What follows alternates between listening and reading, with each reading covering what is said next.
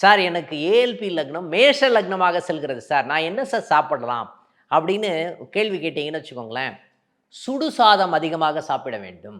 அவங்கெல்லாம் வந்து தேங்காய் சாதம் சாப்பிடலாமா? சாப்பிடலாம். அதே மாரி பால் பொருட்கள் அதிகமாக சாப்பிடக்கூடிய தன்மை அங்க இருக்கா? இருக்கு. உங்களுக்கு ஐஸ்கிரீம் பிடிக்கும் அப்படின்னா, நல்ல ஐஸ்கிரீமாக இருந்தால் அது சாப்பிடலாமா? சாப்பிடலாம். இத சாப்பிட்டீங்கன்னு வச்சுக்கோங்களேன், பணம், பொருளாதாரம் சம்பந்தப்பட்ட விஷயங்கள் உங்களுக்கு சாதகமாக இருக்கக்கூடிய தன்மை இருக்குமா? இருக்கும். 5ஆம் இடத்துல சனி பகவான் இருக்கார் சார். இவங்க என்ன பண்ணுவாங்கன்னா, சில்லுன்னு ஐஸ் வாட்டர் சாப்பிடுவாங்க. உடம்புல, வயித்துல வந்து பார்த்தீங்கன்னா, ஹைட்ரோகுளோரிக் ஆசிட் அப்படின்ற ஒரு நிகழ்வு இருக்கு.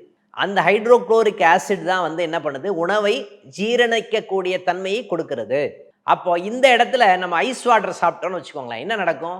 ஆரோக்கியம் கெடும் அப்படின்ற ஒரு நிகழ்வு இவங்களுக்கு இருக்குன்னு சொல்லலாம். அப்ப ஏஎல்பி லக்னம், ரிஷப லக்னம் வருதுன்னு வச்சுக்கோங்க. இவங்க எப்பவுமே வந்து பார்த்தீங்கன்னா, நல்ல டேஸ்டி ஃபுட்டை வந்து சாப்பிடணும் அப்படின்னு நினைப்பாங்க.